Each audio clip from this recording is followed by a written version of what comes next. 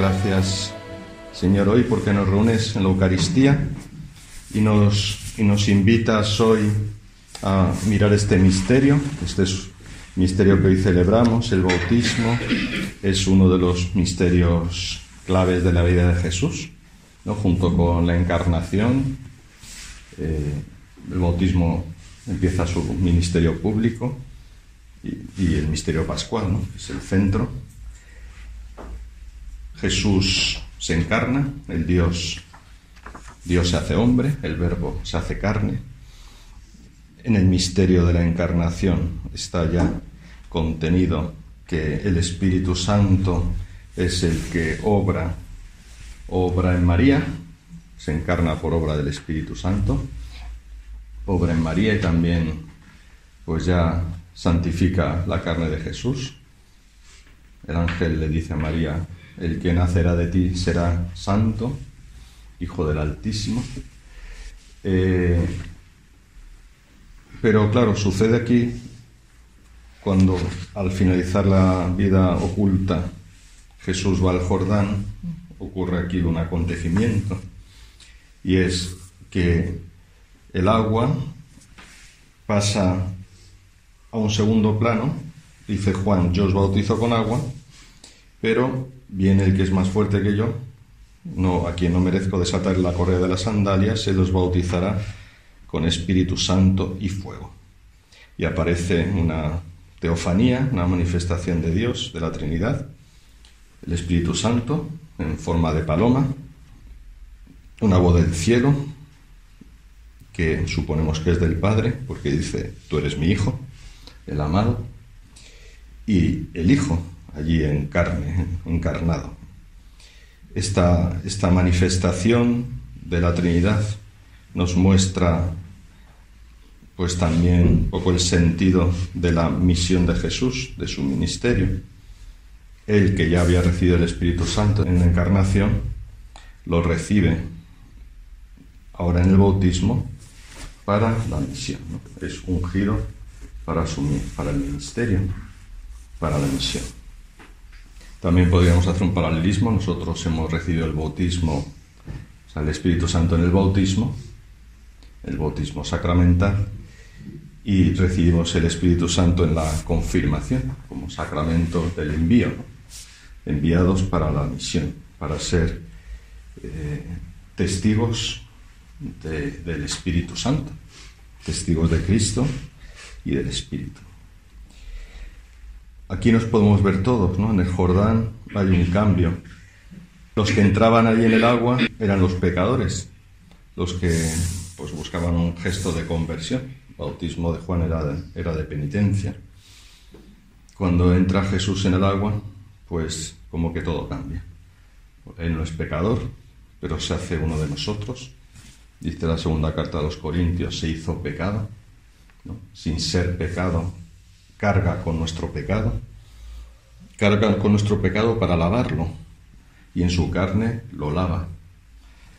Juan no podía quitar el pecado. Luego dirá: ahí el Cordero de Dios, ¿no? Que quita el pecado del mundo. Yo no puedo quitar el pecado, pero ahí está el que puede quitar. El Cordero, que es el que era sacrificado y con su sangre tenía la virtualidad de lavar el pecado. Yo no puedo, pero hay el Cordero de Dios que quita el pecado del mundo. El bautismo de agua de Juan era un bautismo de conversión, un gesto, es un signo. Es como podemos hacer ahora cuando nos persignamos con agua bendita, ¿no? Es un gesto, ¿no? Pero el agua bendita, ¿no? Si entramos en la iglesia o tenemos agua bendita, nos hacemos la señal de la cruz, o nos echamos agua bendita, pues es un gesto, pero no nos quita el pecado, no nos lava. Lo que nos lava el pecado ahora es el sacramento de la penitencia, ¿no? Después de haber sido bautizados. Entonces el sacramento es el que quita el pecado, y es Cristo el que quita el pecado, porque el sacramento es la acción de Cristo. Lo de que hacía Juan, podríamos decir en términos de hoy, ¿no? Sería como un sacramental, ¿no? Como un gesto de una ayuda, ¿no? Una ayuda. Un sacramental hoy es un gesto, un signo de la Iglesia, que está instituido por la Iglesia, ¿no? Digo, un poco por hacer un paralelismo para podernos entender. El bautismo, por lo tanto, de Jesús no es el bautismo cristiano, no es que Jesús recibiera nuestro bautismo, sino que Él hace este gesto de penitencia, este gesto de conversión, este gesto para inaugurar el bautismo cristiano, ¿no? Para como superar el bautismo de Juan y lo que dicen los padres de la Iglesia, por ejemplo. Dicen muchas cosas, pero una de las cosas que dicen es que cuando Jesús entra en el agua, pues cambia el sentido del agua. El agua pasa a ser signo de santidad y de salvación. El agua pasa a tener el Espíritu Santo que lava y santifica, ¿no?, al que lo recibe. Entonces, cuando Jesús entra en el agua, como que el agua es ser tocada por la carne de Cristo, que es impecable y no tiene pecado, ¿no?, pues entonces Jesús la santifica. Entonces nosotros recibimos el agua santificante en el bautismo desde esta realidad, ¿no?, que nos transmite la gracia de Cristo, la gracia de Jesús, que lava, o sea, tiene una parte como de liberación, ¿no?, de quitar, y tiene una parte de algo que nos da. Nos concede la gracia santificante, nos concede el Espíritu Santo, ¿no?, como un sello indeleble, como una marca para siempre. Y así se cumple lo que dice Juan, ¿no? Él os bautizará con Espíritu Santo y fuego. La manifestación de la Trinidad pues nos muestra cómo el bautismo cristiano es también un bautismo en la Trinidad, ¿no? Así dirá Jesús en el mandato que hace a sus apóstoles. Mateo 28, 19. Id, bautizad en el nombre del Padre y del Hijo y del Espíritu Santo. En el nombre de la Santísima Trinidad. ¿Qué efectos tiene esto en nosotros hoy, ¿no? ¿Y qué consecuencias? Pues la unción de Jesús en el Jordán es para nuestra unción, ¿no? Jesús era el ungido, el Mesías, pero es ungido en su carne para que nosotros en nuestra carne también podamos recibir esta unción. Cristiano significa eso, ¿no?, ungido. Y necesitamos pues esa identificación con Cristo, ese ser uno con Él. El bautismo nos da ese inicio de santificación y de divinización, como dirán los padres griegos, ¿no? Santificar, divinizar, ¿no? Ser hijos son como términos similares, ¿no? Filiación, divinización, salvación, santificación, ¿no? Pues es como lo que estamos llamados. Pero al mismo tiempo descubrimos que aun habiendo recibido el bautismo, aun habiendo recibido el Espíritu Santo, pues también en nosotros está la concupiscencia, ¿no?, lo que tira para abajo, esa limitación de nuestra libertad, de nuestra naturaleza herida por el pecado, que hace que, como dice San Pablo, no elija el bien que quiero, sino el mal que no quiero. Entonces, estoy en esa lucha, ¿no?, la lucha que dice San Pablo en Romanos 8, entre la carne y el espíritu, ¿no? El espíritu que he recibido y que me hace ungido está presente, estoy marcado, pero al mismo tiempo tengo la herida, ¿no? Estoy herido. Tengo la herida de la concupiscencia, tengo la herida que me lleva o me puede llevar al pecado. También estoy rodeado, asediado, ¿no?, por el león rugiente que busca a quien devorar, como dice la segunda carta de Pedro, ¿no?, y invita a resistirle en la fe. Entonces tengo, por una parte, la gracia del Espíritu Santo, por otra parte, Tengo la concupiscencia, que es esa limitación de mi libertad que me lleva al mal o que me impulsa hacia el mal. Tengo la tentación. Y esa gracia de Cristo no la recibo solo, sino que la recibo en la iglesia, la recibo en la comunidad. Entonces, la comunidad también es referencia de salvación. Pero a veces en la comunidad también, o sea, en los demás, también, pues a veces son cauce de tentación, ¿no? Porque también el enemigo me tienta a través de otros, ¿no? Y también, pues, nuestras concupiscencias también a veces se levantan, ¿no?, en la relación con los demás. Entonces, la relación con el otro puede ser cauce de salvación o cauce de perdición, ¿no?, o estímulo hacia abajo, ¿no? Y yo creo que también esa es nuestra responsabilidad, ¿no?, de como cristianos, como ungidos por el Espíritu, como hechos por el Señor, pues como también tenemos esta herida, pues podemos vivir o de la unción o de la herida. Puede tirar más en nosotros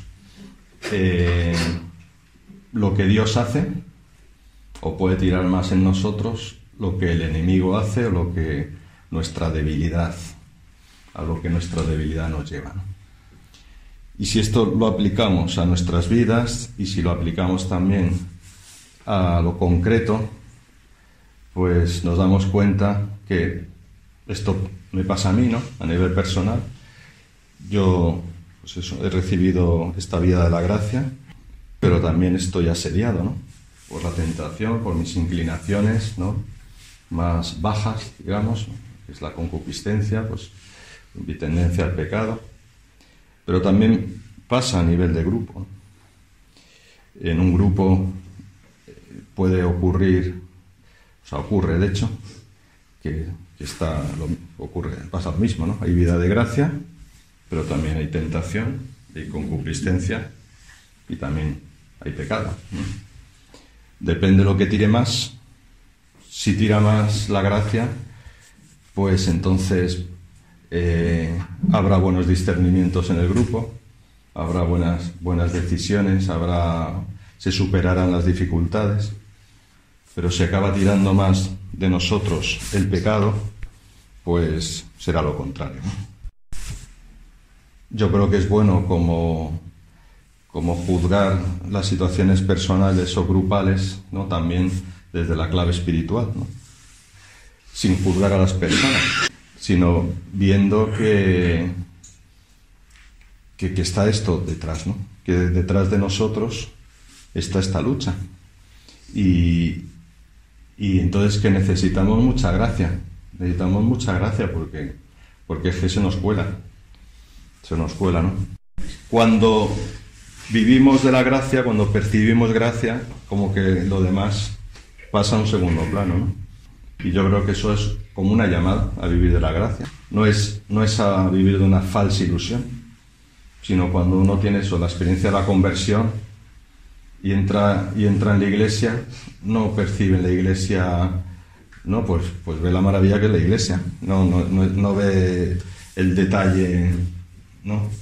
O cuando si te entusiasma, si entras en una casa, en un lugar donde te quedas prendado de lo que hay, no te fijas en la mota que a lo mejor tiene polvo encima, sino que te llama, luego ya estás un tiempo ahí, ya como que a lo mejor ya te acostumbras, o en fin, ya no estás tan entusiasmado, ya no estás tan con esa experiencia tan sensible de la gracia, y ya, pues, junto con el jarrón del siglo XIV y el cuadro de Goya, pues ya eso ya pasa a un segundo plano y ya te fijas en el detalle negativo, ¿no? Pero claro, ahí es la llamada, ¿no? La llamada a lo que somos. ¿Y qué somos?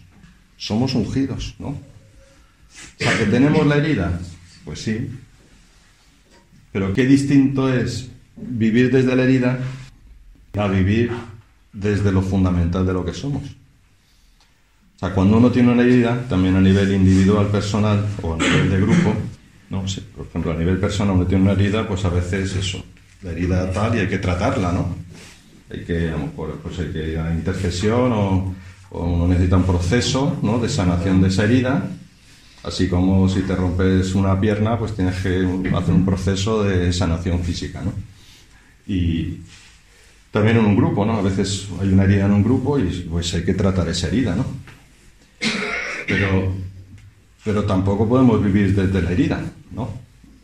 O sea, desde la herida en su sentido doloroso, digamos, ¿no? O sea, Jesús, la herida de Jesús es una herida que da vida.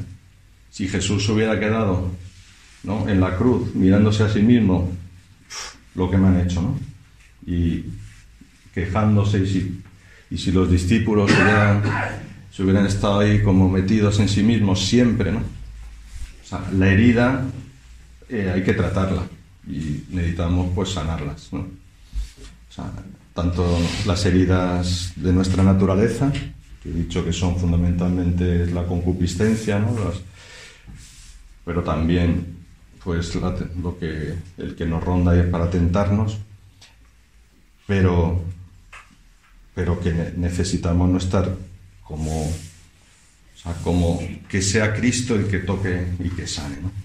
Vamos a pedírselo a Él, a que vivamos desde nuestro bautismo. El recuerdo hoy del bautismo es a no mirar el pecado o no mirar lo peor, sino a tratar lo que somos desde nuestro ser hijos de Dios, ungidos por el Espíritu, amados. Esa es nuestra condición. Hay una insistencia muy grande en un autor moderno, contemporáneo, seguramente conocéis, se llama Henry Nouwen, ¿no? Insiste mucho en esto, ¿no? Mirar mi condición, ¿no? ¿Qué soy? Soy hijo amado.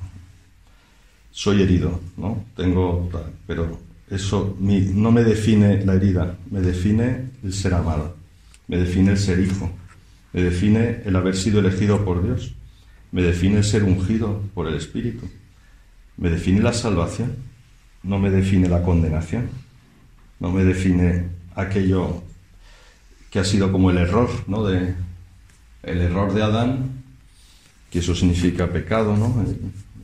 En una acepción, ¿no? Es como errar, ¿no? Equivocar el tiro, ¿no? El error de Adán no es lo fundamental del hombre.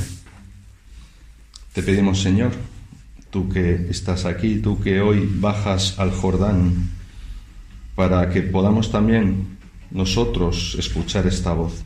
Y yo hoy escucho la voz que tú dices: tú eres mi hijo, el amado, en ti me complazco. ¿Cuántas personas hay que no pueden creer que son amadas? Que no pueden creer que alguien se complace en ellas, que son agradables, porque se sienten desagradables y se sienten inútiles.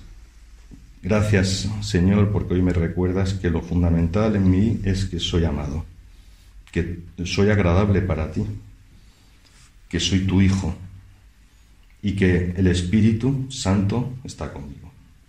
Te pido por todos aquellos o por todas las veces que yo y nosotros no podemos vivir así, para que tú, Señor, sanes las heridas, para que nos hagas mirar no desde lo negativo, no desde lo que falta, no desde pues lo peor de nosotros mismos y de nuestros grupos y de los ambientes que nos rodean, que podamos mirar desde lo que somos, desde lo que tú nos has dicho que somos. A ti la gloria por los siglos de los siglos.